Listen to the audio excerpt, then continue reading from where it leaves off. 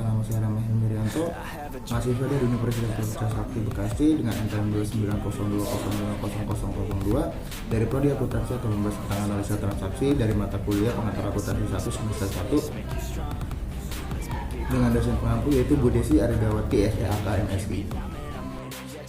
Yang pertama yaitu adalah analisa transaksi. Analisa transaksi adalah tahapan dalam siklus akuntansi yang di dalamnya memuat laporan-laporan data. Nah, jadi bisa dibilang teman-teman, analisa transaksi adalah di tahapan di mana kita mengklarifikasi akun-akun yang terdapat dalam transaksi dari perusahaan tersebut.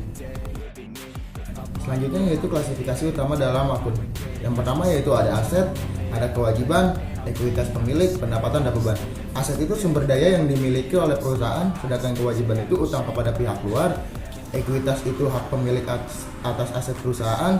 Pendapatan itu adalah kenaikan ekuitas pemilik sebagai hasil dari penjualan jasa atau produk. Sedangkan beban itu penggunaan aset atau jasa untuk menghasilkan pendapatan. Nah, selanjutnya yaitu akun T. Nah, bisa kita lihat di sini terdapat akun T yang dimana itu di sisi kiri sebagai debit dan di sisi kanan sebagai kredit. Selanjutnya yaitu contoh penulisan akun T. Nah, di sini terdapat kas. Untuk sebelah kiri kita tulis yang debit, untuk sebelah kanan kita tulis transaksi yang dikredit. Nah, info untuk teman-teman, kurangkan total debit dengan total kredit untuk mendapatkan saldo akun. Jadi saldo akun itu dihasilkan dari kurangnya debit dengan kredit pada suatu transaksi. Selanjutnya yaitu aturan saldo debit atau kredit dari akun-akun neraca. Nah, di sini terdapat akun aset, akun kewajiban, dan akun ekuitas pemilik. Nah, untuk akun aset ketika dia naik maka dia akan didebit, sedangkan dia turun itu akan dikredit. Sedangkan akun kewajiban itu sebaliknya dari akun aset, yaitu ketika dia menurun maka dia akan didebit, ketika dia naik maka dia akan dikredit. Untuk akun ekuitas pemilik itu sama seperti akun kewajiban. Ketika dia menurun maka dia didebit, ketika dia naik maka dia akan dikredit.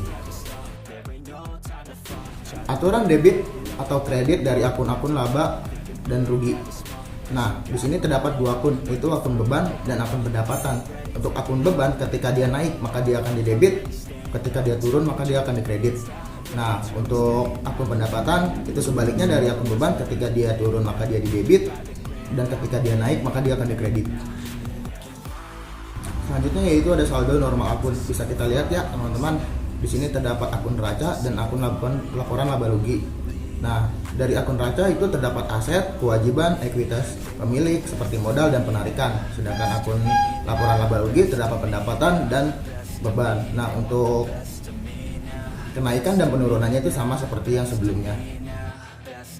Arus transaksi bisnis. Di sini ada 5 tahapan dalam arus transaksi bisnis. Yang pertama yaitu transaksi diotoritaskan, yang kedua transaksi terjadi, yang ketiga dokumen disiapkan, yang keempat ayat jurnal dicatat di jurnal, dan yang kelima ayat jurnal diposting ke buku besar.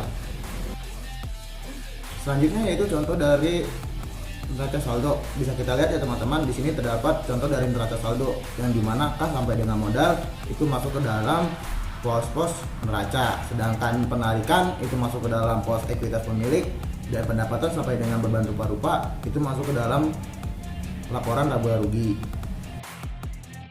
Sekian dari saya, kurang lebihnya mohon maaf, semoga bermanfaat bagi kita semua. Wassalamualaikum warahmatullahi wabarakatuh.